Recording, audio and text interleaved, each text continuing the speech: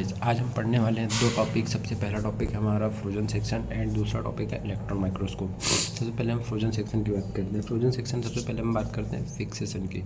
तो फिक्सेशन जो किया जाता है वो 10% फॉर्मेलिन का यूज़ किया जाता है रूटीनली। इसके बाद नेक्स्ट स्टेप आती है कटिंग।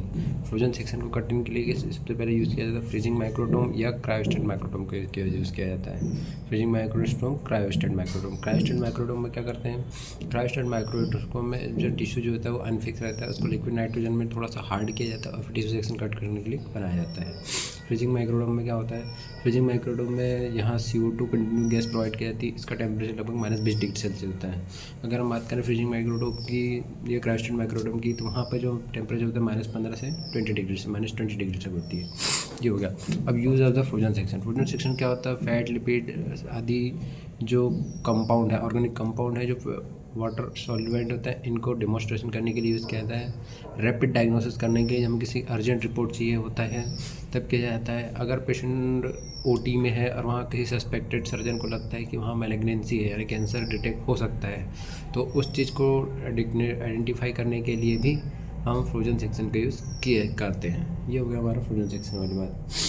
फ्रोजन सेक्शन की जो रिपोर्ट है यूजुअली 30 मिनट में दे दी जाती है। ठीक है। अब हमारा नेक्स्ट टॉपिक है इलेक्ट्रॉन माइक्रोस्कोप। इलेक्ट्रॉन माइक्रोस्कोप की बात करें तो इसमें जो फिक्सेशन किया जाता है वो बहुत सारे, जैसे जम्बोनिस फिक्स्ड, पैराफिल्मेल्डिहाइड, ग्लूटाल्डिहाइड और ग्लूटाल्डिहाइड, ऑस्मियम टेट्राऑक्साइड, ये सब 4-5 फिक्सेटिव यूज़ किया जाता है। कटिंग के लिए इलेक्ट्रॉन माइक्रोस्कोप कटिंग के लिए अल्ट्रा माइक्रोटोम का यूज़ किया जाता है। इसमें दो तरीके से, एक थिक सेक्शन कटा जाता है, एक थिन सेक्शन कटा जाता है। थिक सेक्शन की बात करें तो थिक सेक्शन जो होता है वो 0.22 मिलीमीटर तक का होता है। ये बहुत छोटी यूनिट होती है, थिक सेक्शन होता है। थिन सेक्शन की बात करें तो 50 से 90 नैनोमीटर के यूज़ किया जाता है।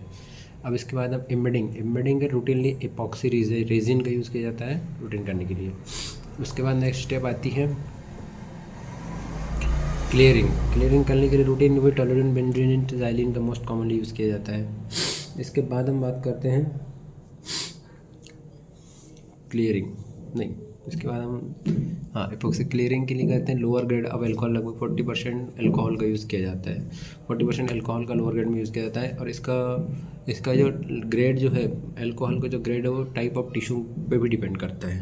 अब हम बात करते हैं स्टेनिंग की बात करें तो 2 सेक्शन है, thick section, thin section. Thick section की बात करें तो थिक सेक्शन में आता है टोल्यूडिन ब्लू एंड ट्राइफन ब्लू। टोल्यूडिन ब्लू जो होता है वो साइटोप्लाज्म को स्टेन करता है। थिन सेक्शन की बात करें, थिन सेक्शन में आता है यूरेनिल एंड लेड। यूरेनिल, नील में N आ रहा है बेटा, तो N करता है न्यूक्लियस को स्टेन, और लेड करता है साइटोप्लाज्म को स्टेन। क्या खत्म हुई।